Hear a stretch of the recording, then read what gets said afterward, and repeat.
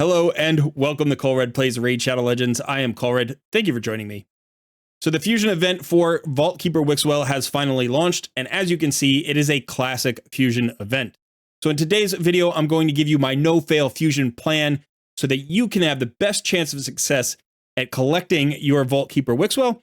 Also, we're going to highlight some of the differences between a classic fusion event and the more common hybrid or fragment fusion events that we've been seeing over the past year. I hope you're ready for it. Let's get started.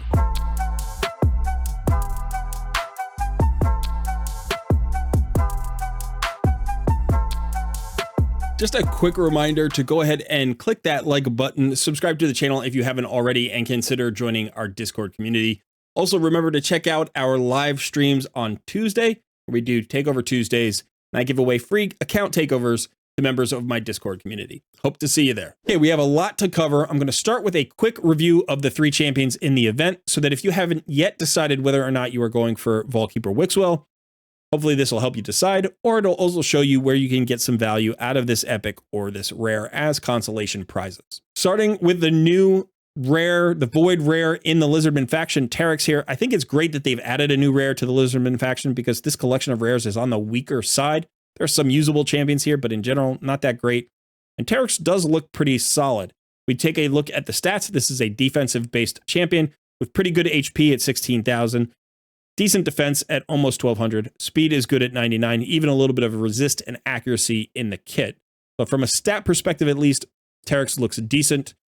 The A1 is a single hitter that has a chance. No, I'm sorry, not a chance. It will place a 25% increased accuracy buff on the champion for 2 turns. That's the lesser accuracy buff, but it does alleviate the accuracy burden that you need for the A2, which is an AoE provoke. That's a 75% chance of a provoke on a 4-turn cooldown. That's not phenomenal, but AoE provokes are pretty solid as wave control. And again, he is a void rare, so he's not going to weak hit, and he's got that accuracy buff.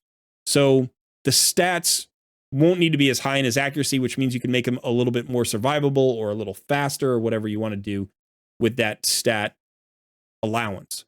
Now, the A3 places a 15% strengthen buff on all allies for 2 turns on a 3-turn cooldown and a counterattack on Trix himself. I actually think this is a pretty good skill. Strengthen is always good. Even the lesser strengthen this is 15% damage mitigation off the top. So it's going to add survivability to Trix, going to add survivability to your team. I think this is actually your opener. You're going to allow yourself to get hit. You're going to counterattack with the A1, get yourself the increased accuracy buff. That's going to allow you on your second turn to land the AoE provoke. And so you kind of have this 1-2 punch, right, with Trix, where you give strengthen to everybody and then you give the provoke. That's going to allow you to control waves pretty well. So again, usable in Doom Tower Secret Rooms, and especially a nice cheap investment for help in terms of the Lizardman faction crypt if you need it. Let's move on to Arwood Quivergrass, who is the new epic in the Sylvan Watchers faction. From a stat perspective, not nearly as impressive. An attack-based champion with only 1,365 attack. Decently survivable, but not incredibly so. And, you know, attack-based champions need to hit hard. So if the multipliers are very good, maybe she has some use here. Let's go ahead and check out her kit. The A1 is a single hit that has a 50% chance of stealing 1 random buff from the target, so it will require accuracy. That's an okay epic A1. The A2 is an AoE that before attacking removes all debuffs from this champion. So that's a guaranteed self-cleanse. That's very nice. And then it has a 100% chance when booked of removing 1 random buff from all enemies. Again, that will require accuracy. Removing 1 random buff is not awesome, but I guess it's got a little bit of extra value there on top of the AoE. Now, the A3 is on a 4-turn cooldown. It's a single target hit, and damage increases by 30% if this champion has no active debuffs. So that self-cleanse would allow you maybe to keep the debuffs off, and then you get basically a crit damage buff built into the kit. Now, you could put a crit damage buff on her and kind of stack those, and this hit will also ignore unkillable buffs if the champion has no active debuffs. So if this has good multipliers and you can set her up the right way, this can potentially be a really nice single target nuke. But like I said, I think the multipliers need to be really strong. And perhaps this damage buff that's built in here is the reason why her attack number is so low. So I don't know that her A2 is going to hit very hard. So it may be that the A3 is a big nuke, but the A2 is kind of wimpy. We'll have to see. The passive does give a little bit of accuracy when there are no active debuffs. So again, good synergy with the A2. And then finally, we have an aura of ally attack and faction crypts by 30%. I don't see her really coming out of the vault unless you are kind of desperate for a damage dealer in the Sylvan Watchers faction. And if she has good multipliers, then maybe she has some use. All right, now we come to the main event, the legendary Deckard Cain. I'm sorry, the legendary Vault Keeper Wixwell. And this guy is really interesting. Starting with his stats, he's a good, solid defensive-based champion with 20,000 HP and 1,500 defense with 102 speed and 50 resistance in his kit. So in general, pretty good stats. Not amazing defensive stats, but certainly survivable enough for any kind of content. It's not going to be hard to build this guy in a very good defensive build. Taking a look at his A1, it's a double hitter. Each hit has a 60% chance when booked of placing a provoke debuff for 1 turn. If the target is a boss, the chance is increased to 100%. Now, this is a really interesting A1 if you care about provokes, right? If you care about provokes on your A1, because when you think about the fact that each hit has a 60% chance when booked, even if it's not a boss, that basically means once you do the math, you have an 84% chance of landing a provoke on your A1. If it's a boss, you have 2 chances. And typically, if I'm correct, each hit is calculated separately when it comes to like crits and weak hits and stuff like that. So if he is weak affinity, you actually have 2 chances, right? Like you can avoid the weak hit on one of the chances and you have a 100% chance of provoking the boss. So he can be a good provoker even if he is weak affinity, potentially. So let me know in the comments below if I'm right about that. I'm pretty sure I am. Okay, now looking at the A2, this is an AoE on a 3-turn cooldown that has a 100% chance of placing decreased attack debuff for 2 turns. That's awesome. Also increases the duration of all ally buffs by 1 turn. Don't sleep on that line. That's a very important skill. We're seeing more of that come into the game. Buff extension is so valuable in places like Hydra and Clan Boss, and even in some of the Doom Tower fights in Iron Twins. There are all sorts of places where increasing the duration of an ally buff can be really beneficial. This also increases the value of all shields on all allies. Now, my understanding is that this skill is either super weak or it's bugged. So I'm not sure which is which. Hopefully they will improve or fix this part of the skill. But I think even with just the first 3 bits, the AoE, the decreased attack, and the increased duration, I think the A2 is very nice. If they happen to turn this shield growth portion of this skill into a usable condition, then this could be a really powerful A2. Now the A3 places an increased defense buff and a shield on all allies for 2 turns. The shield is proportional to this champion's defense, which is great. We like that. That makes for very large shields. But we also have this places 2 intercept stacks on a target ally. Now, intercept is a brand new buff. And if you want to know what intercept is, just go ahead and click on more info. Now, if you scroll all the way down here, you will see the description for intercept. I'm not going to read it here. You can read it for yourself. But basically what it does is it blocks crowd control abilities, including sheep, even if they can't be blocked in the skill description. Now, this could potentially be incredibly powerful because you could use this, let's say, in arena or live arena to guarantee a champion of yours will not be sheeped. That's pretty cool.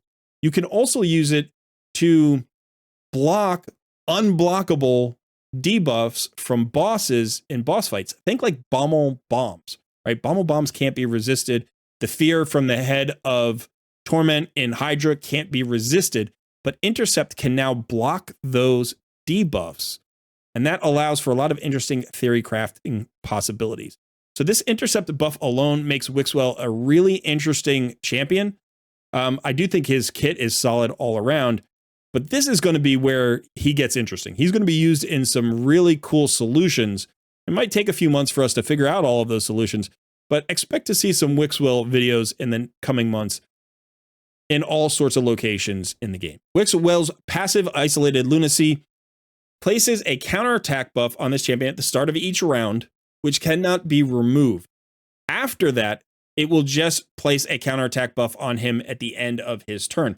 That looks like that will be able to be removed, but the initial counterattack will not be able to be removed, which is pretty cool. That means you can start, let's say, an arena with a non-removable counterattack ability, which means you're going to be able to potentially get a provoke out there right away. Like even if you're not going first, he's got a chance to land that provoke, which is pretty cool. In addition, this buff basically makes him a potential mischief mischief tank.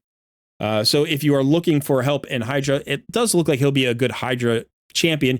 He's got the counterattack, which is going to let you use him as a mischief tank if you want. He's got the provoke, so that is something that you need for Hydra.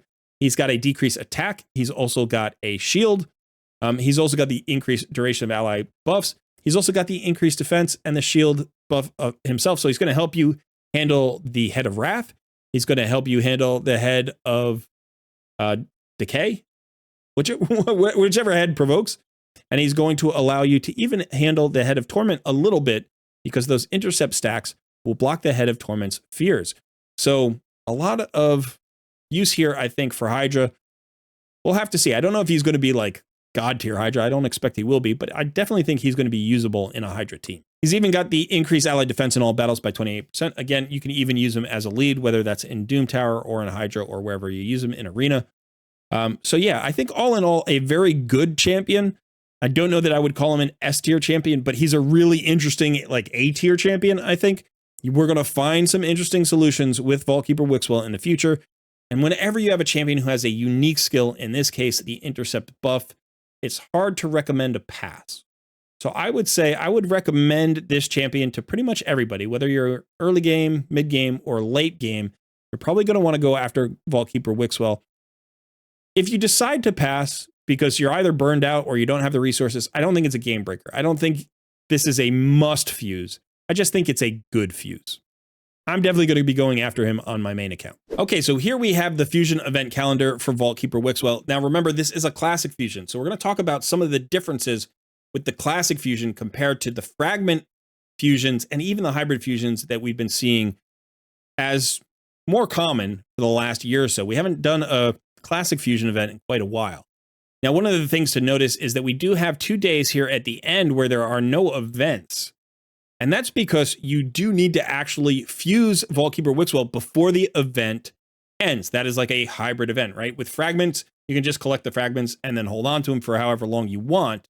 But in this case, you need to level up all of these champions and then fuse them into, the epics, fuse the epics into Vaultkeeper Wixwell. So you get 2 additional days here after all of the events to finish off the fusion, but you want to make sure that you don't mess up. So I would plan to fuse Wixwell either on Wednesday or Thursday. I wouldn't leave it to Friday. You don't know what time the events are going to end. You're going to have to watch the timers in game, but don't cut it that close, right?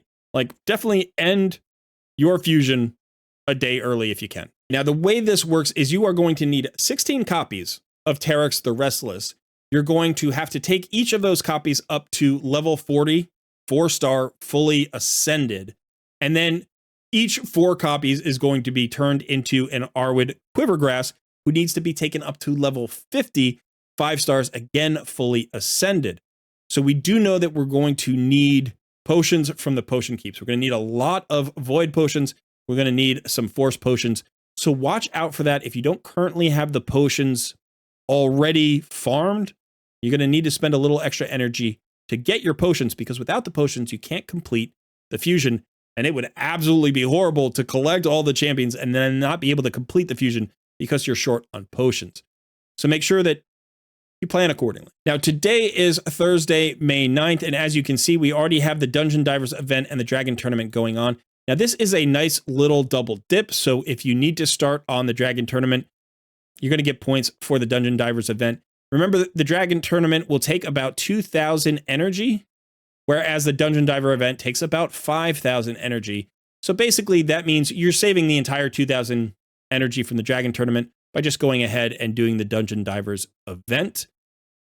Now, it looks like that Dungeon Divers event does basically end around the same time as the Ice Golem Tournament starts.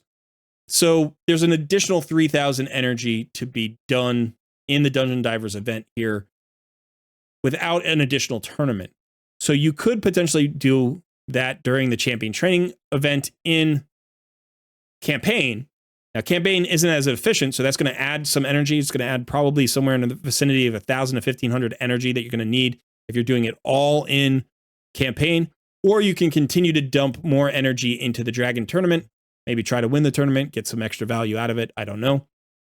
Now, there's one thing that you could do here. If you have a solo Dragon dungeon champion, maybe you've got an Artak belt for soloing or a Venom Mage or any solo champion, you could wait until tomorrow where the champion training starts and then solo the entire Dragon tournament for all 5K. And that's going to give you a ton of free champion training if you're soloing with food. Okay, it takes longer, but you'll probably be able to do a good half of your champion training in Dragon, and that could save you several thousand energy in the long run. Triple dipping is super nice, especially if you are a free-to-play player. So if you don't have a solo Dragon champion yet, but you're close, maybe complete that build. It might be worth the silver and the little bit of extra effort to get it all back in the champion training event. This is a long champion training event. It is full 4 days. So you have plenty of time to finish that off if you haven't completed it during the Dragon tournament. Now here we have a champion chase tournament, which is coinciding with a 2x Ancient Shard event. That's a little bit of a surprise. I didn't expect to have a 2x Ancient Shard event this weekend, but okay, great. We have it. And so the champion chase tournament is nice. Like, it shouldn't be too bad if you've saved up your ancient shards. In terms of ancient shards, usually you need somewhere in the vicinity of 50 to 70 ancient shards during a 2x event. You might even get lucky and do it with fewer. If you didn't do it during a 2x event, you would probably be looking for like 80 to 100. So yeah, this shouldn't be too bad in terms of the number of shards that you have to invest. I will caution you that this is different than a fragment event. Typically, you would get 2 batches of fragments during a champion chase tournament and 2 batches of fragments during a summon rush, and you would only need 3 out of the 4, right? You would get like 5 fragments from the champion chase, and then you would get 15 fragments from the summon rush, or vice versa. You can't do that here. You can't skip one of these events because you need all 16 copies of Trix, the Restless. So unless you intend to pull a bunch of void shards and you're just hoping to get a copy of Trix from a void shard, which again, you shouldn't be doing, you need to complete the entire champion chase tournament. So be aware of that, that if you don't have these ancient shards, you might have to pull some other shards. Now, this is a good place to spend gems to buy the large shard pack, get your 11 ancient shards in the shop if you have extra gems, because that'll make this champion chase really easy. Also, again, if you have any fragment champions or fusion champions, permanent fusion champions that you can get, maybe Doom Tower or fragment champions that you can get, that can also alleviate the pressure on the champion chase tournament, but I don't expect it to be too difficult. Now, as we get into the weekend, we'll have an artifact enhancement event. This is typically 20 million silver. Classic Arena Takedown should be nice and easy. Just be active in Arena. Even if you're in Silver Arena, you can do this. You might have to just make sure that you're using up all of your extra tokens if you're in Silver. Maybe push it a little bit, but Classic Arena Takedowns are usually the easiest events in any Fusion event, and that's true here even for a Classic Fusion event. The Ice Golem Tournament starts on Sunday, but that will be part of Dungeon Divers Event 2, so do not do the Sunday Ice Golem Tournament. Wait until Monday so that you can get that entire 2K here into the 5K of the Dungeon Divers event. And again, save yourself some energy. Again, it looks like there might be a little bit of overlap here with the Fire Knight and the Dungeon Divers event. If that's true, then maybe you could go ham on the Fire Knight tournament. I wouldn't do it on the Ice Golem tournament. But if not, you know, you can decide how you want to complete this Dungeon Divers. This Dungeon Divers event is going to be the unfriendly one, right? Because there's Ice Golem and then there's really nothing. And remember, there's a third Dungeon Divers event here that is going to overlap with both the Fire Knight. You can see from here to here, that's an overlap. And then it also overlaps with the Spider tournament. So this is the friendly one down here. You're only going to need 1,000 extra energy if you put all of the Fire Knight energy and all of the Spider energy into this Dungeon Divers event. And you can determine where you want to put the extra 1,000. Do you want to do the extra 1,000 in Fire Knight? Or do you want to do the extra 1,000 in the Spider tournament? You could also put the extra 1,000 into champion training. Again, it'd be more than 1,000 because champion training isn't as efficient. But if you do have a solo spider champion or a solo fire, I don't know if there are solo Fire Knight champions, but if you have a solo spider champion, you could potentially triple dip with this champion training tournament here in the last 2 days. That's something that I've been working on. So definitely consider that if you can do it. You can run a solo champion with food and again, get value out of your champion training tournament. Now the artifact enhancement event, again, another 20 million. And there is a third one down here, which is another 20 million. So you'll need about 60 million silver total. But again, you don't have to have that right now. You're going to be doing a lot of dungeon diving. So you're going to get tons of silver during the course of this event. What I have found is if you have even like 10 million, if you're starting with 10 million right now and you're careful with your silver, you've definitely got a chance to get your 60 million. You may also get lucky and it may not take you the full 60 million. I've done 3 events with as little as 40 million when I've gotten lucky. And on like the high end, I've hit like 70. So, you know, with a little bit of luck, hopefully you won't hit the 60 million mark. Again, Classic Arena Takedown 2 is not going to be too tough. Now, one thing to consider here, this is a very different experience compared to any of the other fusion types, which is this summon rush down here.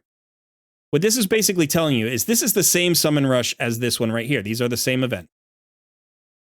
But what this means is instead of having extra fragments, you have an opportunity to get 1 copy of Arwood Quivergrass from the summon rush. So the point total is typically much higher. It's somewhere in the 5,000s, usually like 5,400 or something like that, to get the Arwood Quivergrass. And it is a summon rush. So it's not a champion chase that you can use like fragment champions or something like that. You need to just have the shards. But if you do, in fact, go for this copy of the epic, that saves you 4 events. You can literally drop 4 copies of the rare because you need 4 copies for 1 epic. So if you got an epic, that's the same as getting 4 copies of the rare.